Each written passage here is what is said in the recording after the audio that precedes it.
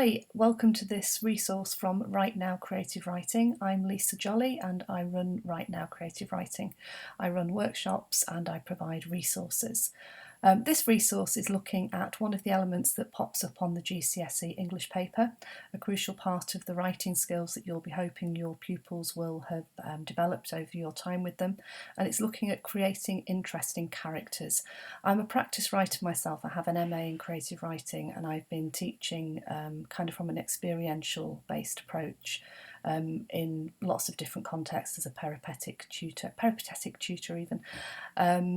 So my kind of background is that I look at how to engage young people and enjoy writing. So I really hope that they will experience this and enjoy it, and that you will enjoy delivering it. That's a little bit of a blurb about me, if you like.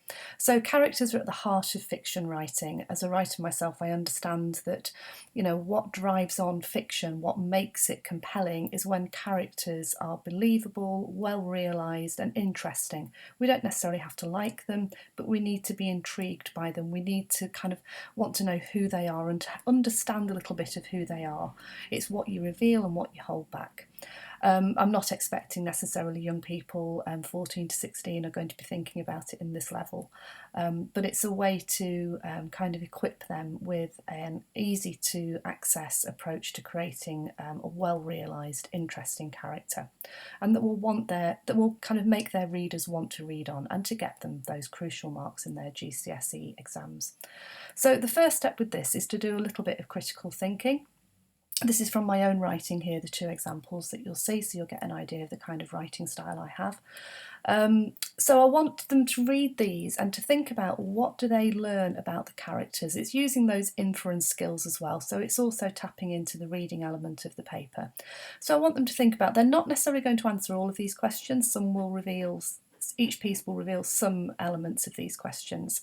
So what do you learn about? What do you think these characters look like, first of all? It might be that they create an image of what these people look like. It might be that there are facts revealed to them. You could ask them this in the teaching of it, what do you think they look like if it doesn't say?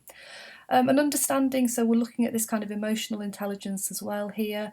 I've worked with SEN learners quite often, young people with various kind of spectrum, autism, learning needs. So a lot of the work I did was designed around kind of enabling this ability to empathise and to understand emotional relationships. So how do we think they're feeling? What do you think? This could be an interesting talking point as well, looking at the kind of, inclusive aspect of teaching. How do we think people are feeling? Understanding those emotions. In this second piece here, that is a young girl at a dinner party and she's out of her depth.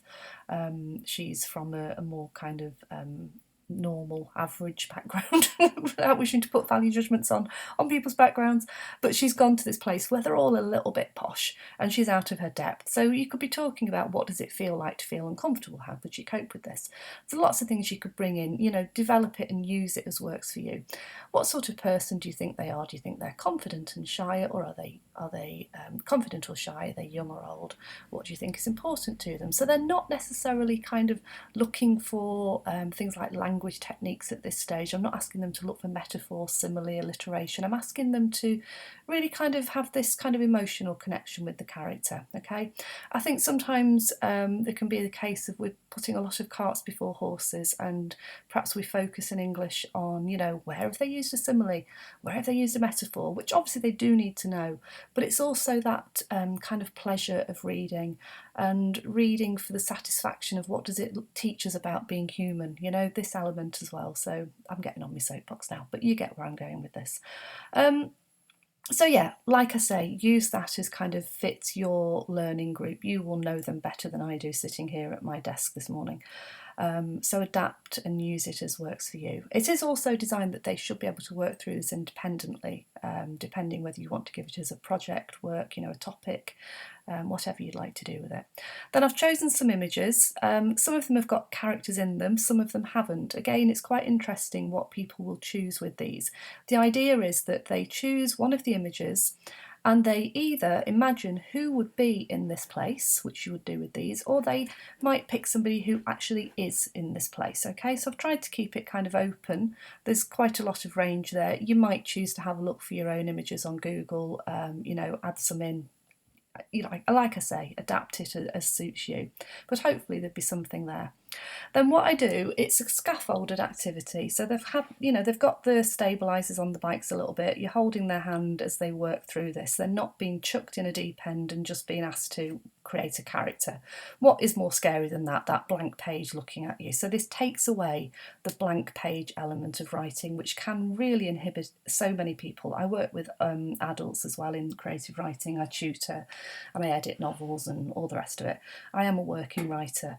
And I think often what I see is people are fearful of putting that first mark on the page, but once they get going, it's great, and they really do sort of, respond well to these kinds of activities. So what I would suggest with this, there's a list here of lots of different questions, getting under the skin of this person that they have now got in mind. And we're not really talking about what they look like at this stage. What we're talking about is kind of the things that make them tick. So what I suggest is, for future reference, is once pupils have worked through this, is to keep kind of 5 or 6 questions in a kind of tool bag of things they can pull out and use when they're given a certain task to do.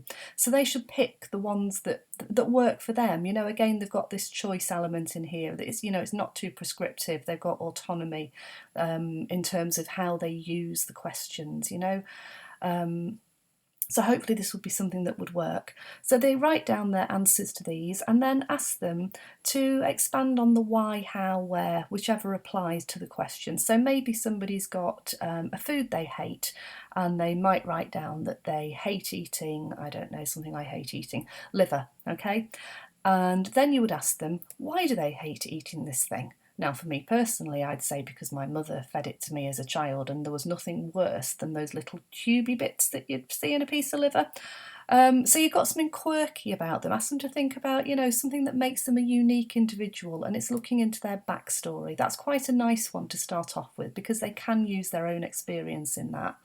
And that can kind of give them a way into the writing and just free them up. That might be a nice one to start with. So as I say down here, I said, say for example, they say a food they hate is shepherd's pie. Think of a reason why. Okay, if they've told a lie, this is another question in here, a recent lie. So they might have told a lie. Why did they tell it? So it could be they might have answered this, that, I don't know, a young girl has told her best friend that she thinks her new outfit is the best thing ever, when really she's thinking, really doesn't look that great, sorry pal. But why does she tell a lie? And you talk then about the character, because she values the friendship, because she's fond of her friend, because she wouldn't want somebody to tell her something didn't look great, I don't know, whatever. You can see where I'm going, hopefully. So yeah, then what I would ask them to do is, once they've got this character developed, and you will find that, I've seen this happen, it's lovely to see, their heads will go down, they'll get really kind of immersed in their character as you work through the questions, their enthusiasm builds and their confidence builds, because it's not chucking them in that deep end. You're giving them something to hold on to as they work through. Then the next step is to place the character somewhere. So put them somewhere right now is what I would say to them. Are they standing, sitting? What are they doing? They've got something on their mind that's bothering them. What is it? Now, the answers they've given here will have opened up possibilities for these questions. So again, we're not just going in blind saying, right, okay, you've got a character, there's something up with them. What is it? You've given them that support. Then you're asking them to write a short letter as their character, and they're to use the answers to the character questions to help them write it. So they're going to decide then, who are they writing to, and they're going to describe where they are and what is on their mind. And there's an example here that they can use. This is one I've conjured up myself. So we've got a man called Bob who likes to visit Chester. It's one of his favourite places. You can read all this yourselves, clearly. I won't read it all out to you. And then he writes in the second person. So again, you've got the opportunity to talk here about direct address to a reader. They're talking to you. So what second person can be quite tricky for people to grasp. It's directing it to another person. So it's not the same. I'm talking to the converted here, aren't I? So it's not the same as first person. So you've got a learning opportunity here. Like I say, I'm sure as the English experts you are, you will see many opportunities I will perhaps have missed in this activity as well. But I hope you can see that it's something that's, a really lovely, accessible way to get a well-realised character. It's scaffolded, it's structured, but there's still freedom of choice. They choose their own image, they choose which questions they want to write, they bring their own character to life. They then choose where they are and what's on their mind. And I think hopefully there will then be, what I would say to take from this is to maybe get them to make a little poster, some kind of crib sheet that just outlines these steps that they've used to create their characters. Okay, so this is my first test resource that I've uploaded. I've been teaching English GCSE as a tutor now for quite a few years, but I'm taking the plunge and putting some things on tests. I really hope you've enjoyed this first one. Look out for some more to follow. If I tell you, I've got probably over 100 of these sitting on my Mac. So I will be putting more onto tests, like I say. Any feedback would be really appreciated. If you've enjoyed it, please leave me a review. If you've got some things that you're not so keen on, perhaps just if you can get in touch with me directly. I'm on Facebook at WriteNOW Creative Writing Workshops, and as I say, my name is Lisa Jolly. Hope you've enjoyed this, and good luck out there with all your young people that you're clearly working so hard with. I know it's difficult times with all the COVID stuff that we've got going on. So like I say, this could be something that you can use for independent work as well, should the need arise. Lots of love, everybody. Take care, and I'll be back soon.